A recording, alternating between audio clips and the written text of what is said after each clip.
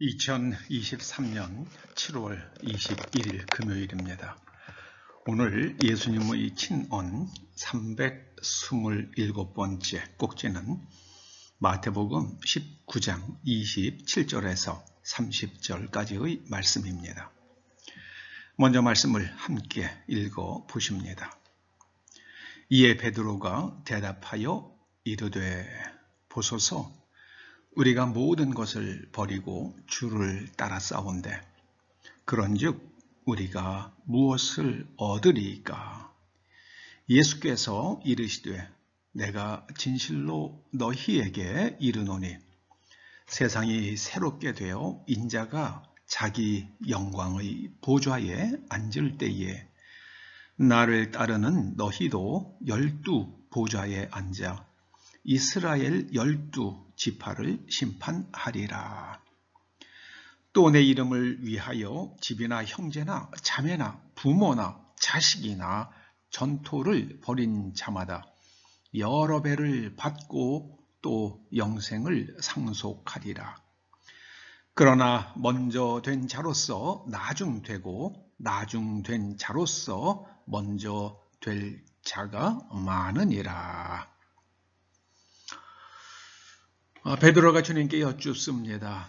우리가 주님을 따랐습니다. 모든 것을 버리고 주님을 따랐습니다. 그래서 우리가 받을 수 있는 상급이 무엇입니까? 즉 믿음의 상급이 무엇입니까? 그걸 주님께 여쭙습니다. 주님께서 두 가지를 말씀하십니다. 첫째는요, 이스라엘 12지파를 심판하리라. 두 번째로는요, 영생을 상속하리라. 영생을 상속하리라. 무엇을 얻으리까 하는 이 말씀은 우리로 하여금 아브라함이 하나님께 여쭈었던 말씀을 기억나게 합니다.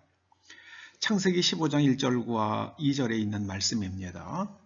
하나님께서 나는 너의 지극히 큰 상급이니라 이렇게 말씀을 하시니까 아브라함이 하나님께 여쭙습니다. 무엇을 내게 주시려나이까? 무엇을 내게 주시려나이까? 아브라함은 하나님으로부터 후손을, 많은 후손을 그리고 또 약속의 땅을 두 가지를 약속을 받습니다. 그런데 오늘 주님께서는 베드로에게 12지파를 심판한다. 이 심판한다로 번역된 크리노는 재판장이 법정에서 판결하는 것도 의미하고요. 또 하나는 무엇이 옳은 것인지 그른 것인지 분별하는 것도 가리키는 말씀입니다. 크리노. 그래서 심판한다는 것은요, 사도들이 신앙의 표준이 되리라 그런 뜻으로도 해석할 수 있습니다.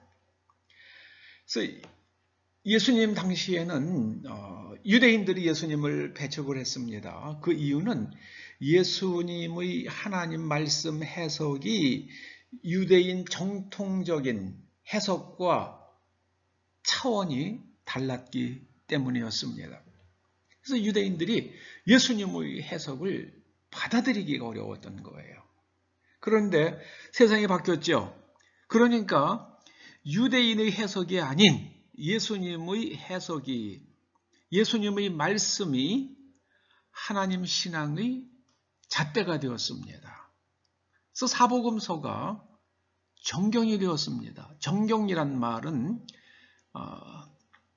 잣대라는 뜻입니다. 잣대. 신앙의 표준, 신앙의 잣대라는 뜻입니다.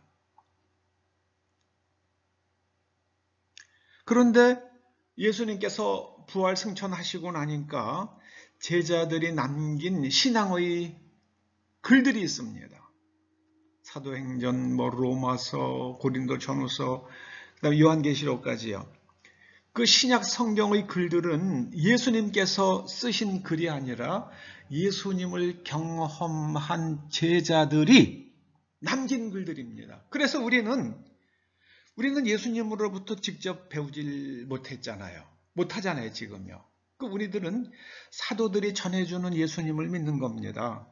그 사도들의 신앙 체험, 사도들의 신앙 인격, 사도들의 그 신앙의 내용이 우리들 신앙의 표준이 되었어요. 그 우리들은 언제나 사도들의 말씀으로, 사도들이 남긴 글로 우리들의 신앙을 판단합니다. 그야말로 사도들이 신앙의 심판자들이 된 거죠. 사도들의 글과 생각과 체험이 신앙의 잣대가 되었습니다. 그리고 또 이렇게 말씀하십니다. 주님께서요. 내 이름을 위하여 자기를 버린 사람들은 영생을 상속하리라. 영생으로 번역된 조의 아이오니오스라는 말씀은요. 우리가 죽은 다음에 우리의 영혼이 소멸되지 않고 영원히 어딘가에서 지속되는 것을 뜻하는 것이 아닙니다. 물론 죽은 다음에는 모르죠. 저는 죽어보지 않아서 모릅니다. 그런데 그렇게 됐으면 훨씬 좋죠. 훨씬 좋습니다. 그런데 살아있는 사람에게 영생은 무슨 의미가 있는 것인가? 살아있는 사람에게 영생은 무슨 의미가 있는 것인가? 이거는요. 예수 그리스도 안에서 얻어진 새로운 생명입니다. 새로운 삶의 방식이에요.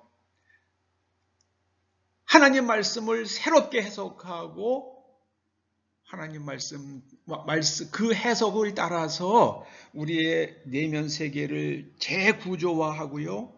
그리고 그 말씀대로 그 깨달음대로 성령의 인도하심을 따라서 살아가는 삶. 그것이 바로 조의 아이오니오스입니다. 조의 아이오니오스. 그래서 우리가 예수님을 믿으면 이미 영생을 얻는 거예요. 우리가 죽은 다음에는 하나님께서 우리를 다 최선의 것으로 우리에게 해주실 것이기 때문에 우리가 잠자다가 예수님 오실 때에 부활할 수도 있고요. 재림하실 때에 부활할 수도 있고 또 우리의 영혼이 어딘가에서 좋은 곳에서 날마다 예수님과 즐거운 삶을 이어갈 수도 있고요. 전 죽은 다음에 대해서는 하나님께서 다 예비하시고 알아서 하시기 때문에 저는 거기에 대한 관심이 없어요. 이 살아있을 동안에 내가 어떻게 그 영생을 누릴 것인가? 영생을 다른 말로 하면은요, 온전한 사람이 되는 것입니다. 그리스도의 장성하신 분량까지 자라간 삶입니다. 온전한 삶. 구약 성경이 온전하다고 그렇게 평가해 준 사람이 3명밖에 없어요. 노아와 그리고 욥과 야곱입니다. 여러분, 이 온전한 삶, 영생은 온전한 삶이기도 하고요. 조의 아이오니오스 이 말은요. 저는 오늘날 저보고 현대인들이 잘 받아들이기 좋은 말로 번역해 보라고 그러면 저는 불멸의 삶이라고 번역하고 싶어요. 불멸의 삶. 예수님의 제자들의 삶은 오늘도 살아서 우리들을 움직입니다. 우리가 그 말씀들을 읽을 때에 성령께서 주시는 그 감화하심으로 말미암아서 우리의 내면 구조가 바뀌고요. 우리의 행동과 언어가 바뀝니다. 온전한 삶, 영생은 불멸의 삶입니다. 그리스도 안에서 완성되는 인격과 삶이 영생입니다. 오늘 주님께서 우리가 주님 안에서 하나님을 믿을 때에 성령의 인도하심을 따라서 하나님을 믿을 때에 우리는 2가지의 상급을 받는다. 나중에 우리의 후손들, 우리의 후대가 어떻게 하는 것이 하나님을 믿는 것인가를 고민할 때에 그때 그분들처럼 믿으면 되는 거야. 그 수준까지 우리가 자라가야만 합니다. 그것이 주님께서 우리들에게 지금 말씀하시는 믿음의 상급이에요. 우리들의 신앙 체험이 후손들에게 아주 소중한 발자취가 되어야만 할 것입니다. 기도하시죠. 주님 감사드립니다. 주님을 따랐고 배워서 우리들에게 신앙의 글을 남겨준 사도들로 인하여 이제 저희가 예수 그리스도 안에서 성령의 인도하심을 따라 하나님을 믿는 사람들이 되었습니다. 하나님을 아버지라 부르면서 영생을 이 땅에서 누리며 살게 되었습니다. 아버지 하나님 기름 부어 주시옵소서. 그리하여 우리의 후대가 어떻게 하는 것이 하나님을 잘 믿는 것인지 알고자 할 때에 우리의 삶을 기억하며 우리의 발자취를 따라서 예수 그리스도 안에서 하나님께 나아가는 일들이 일어나게 하여 주시옵소서. 우리가 이 땅에 살지만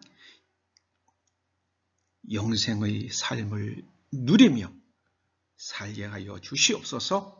예수님의 이름으로 기도드립니다. 아멘.